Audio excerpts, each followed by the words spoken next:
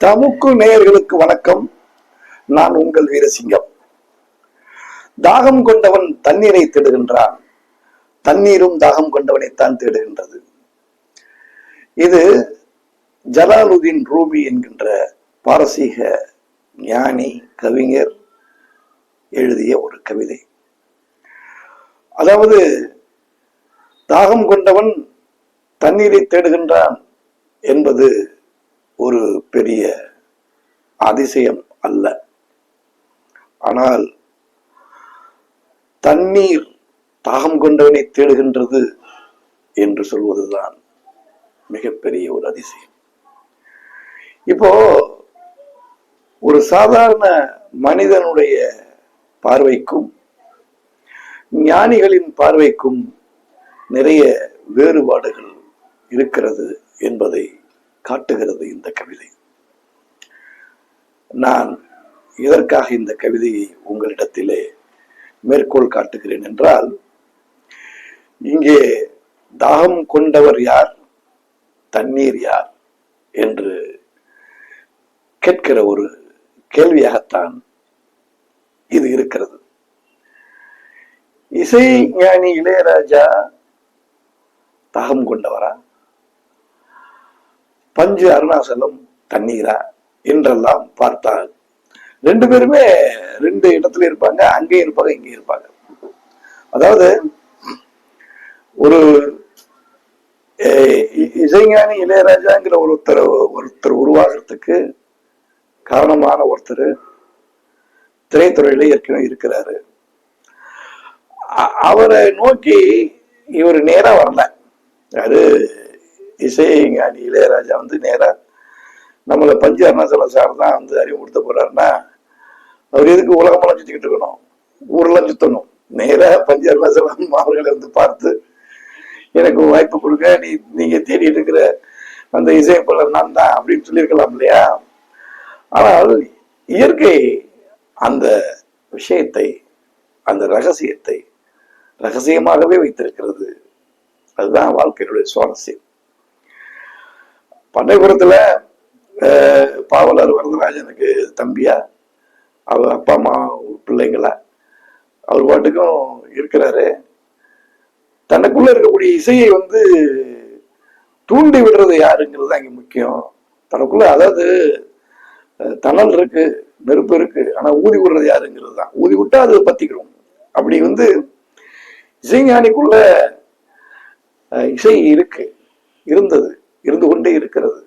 அது கருத்தொடர் வழியாக அவருடைய தாய், தகப்பன், அதற்கு முன்னால் உள்ளவர்கள், இப்படி கருத்தொடர் வழியாக அவருக்கு அந்த இசை ஊட்டப்பட்டிருக்கு, மரபியல் ரீதியாக ஊட்டப்பட்டிருக்கு. அது வெளிப்படுறதுக்கு அவருக்கு ஒரு மூத்த சகோதரனை இயற்கை படைக்குது. அந்த மூத்த சகோதரன் அவருக்கு ஒரு கொள்கை, கம்யூனிஸ்ட் கட்சி. இந்த கட்சியை பரப்புறதுக்கு அவர் இசையை எடுக்கிறாரு. இசையை அவர் ஒரு பெரிய கவிஞர், பாவலர், பாட்டு எழுதுறவர், பாட்டுக்கு மெட்டு போட்டு பாடுறவர். மக்களிடத்திலே கம்யூனிச கருத்துக்களை பரப்புவதற்காக, விழிப்புணர்ச்சி ஏற்படுத்துவதற்காக அவர் படைக்கப்பட்டிருக்கிறாரு. அவர் தன்னுடைய காரியத்தை செய்யறாரு.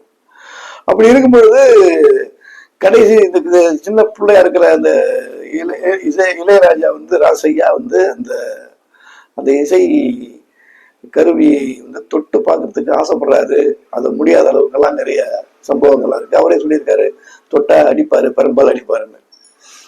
அது தொட்டு ஒரு கத்துக்க கூடாதுங்கிற ஒரு கெட்ட எண்ணமெல்லாம் கிடையாது. தொழில்முறைக்காக வைத்திருக்கிற அந்த வாத்தியம், இசை வாத்தியம், சிறுபிள்ளைத்தனமாக ஒரு ஏதாவது கெடுத்துடக்கூடாது அப்படிங்கிறதுக்காகத்தான் அவர் அதை பாதுகாப்பா இருக்கணுங்கிறதுக்காக அதை அவர் கண்டிப்போடு இருந்திருக்காரு. சோ இசைஞானி இளையராஜா உருவாவதற்கு முதல் காரணமாக பாவலர் வரதராஜன் அவர்கள் இருந்திருக்கிறார்கள் அப்படிங்கிறது தான் உண்மை. ஏன்னா அவர் வளர்ந்தாரு. ஒரு கட்டத்துல பெரிய அளவுக்கு எல்லா இடங்கள்லையும் போய், அதாவது பாவலர் பல இடங்களுக்கு போறாங்க. அண்ணன் கூட இவரு பயணிக்கிறாரு. ஒரு கட்டத்துல யாருமே இல்லைங்கும் போது இவரையே வந்து ஹார்மோனியம் வாசிக்கிறதுக்கு படிக்கிறாரு. இவரும் போறாரு, பெண் குரல்ல பாட்டு போடுறாரு. பயங்கரமான ஒரு பயிற்சியை வந்து ஒரு இயற்கை வந்து பாவலர் வரதராஜன் அவர்கள் மூலமாக இளையராஜாவுக்கு இயற்கை புகட்டுது. இப்போ இப்ப எங்க இப்ப நம்ம எந்த விஷயத்த நம்ம பேச வரோம்னா, ஒவ்வொன்றுக்கும் ஒரு காரண காரியம் இருக்குன்னு சொல்றோம் இல்லையா. இசைஞானி இளையராஜா உருவாவதற்கு பல காரண காரியங்கள் இருக்கிறது. முதல் காரணமே இசைஞானி இளையராஜா தான். அவருக்குள்ள இருக்கக்கூடிய இசைத்திறன் வந்து வெளிப்படணும்.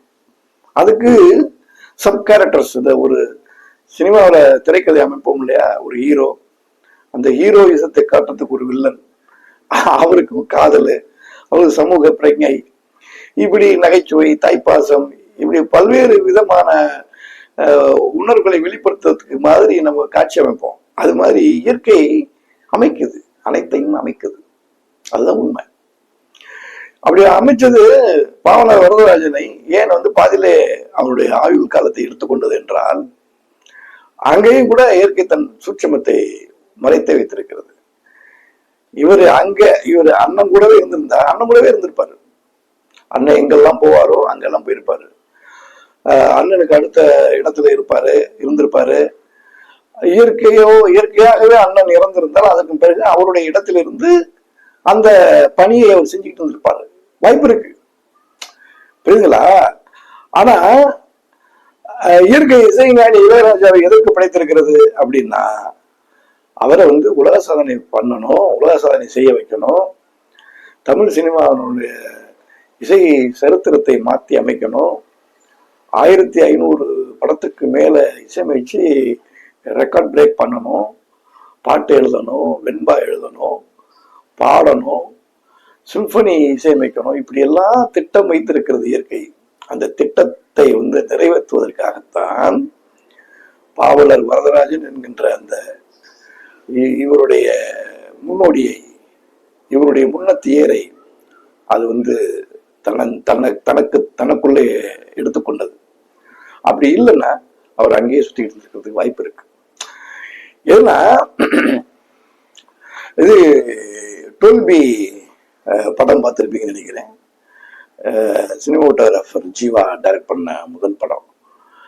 அது என்னன்னா, ஒரு 12B பஸ்ஸுக்கு ஹீரோ வருவான் பஸ் ஏறுறதுக்காக. அந்த பஸ்ல அவன் ஏறி போயிருந்தான்னா, அவர் இன்டர்வியூ அட்டன் பண்ண போறான். அந்த இன்டர்வியூ அட்டன் பண்ணியிருந்தான்னா அவன் வாழ்க்கை எப்படி இருந்திருக்கும். அந்த பஸ்ஸை தவற விட்டுட்டான்னா, வேறாம விட்டுட்டான்னா அவன் வாழ்க்கை எப்படி இருக்கும் அப்படின்னு 2 விதமாக காட்டுவாங்க. அப்படிதான் நம்ம வாழ்க்கை. பாவலர் வரதராஜன் உயிரோடு இருந்திருந்தால் இசைஞானி சென்னை பக்கம் வந்திருப்பாரா அப்படிங்கிற ஒரு கேள்வி இருக்கு. வாய்ப்பே இல்லை, வராம போயிருந்துருக்கலாம். அது வந்து இயற்கை என்ன பண்ணுதுன்னா,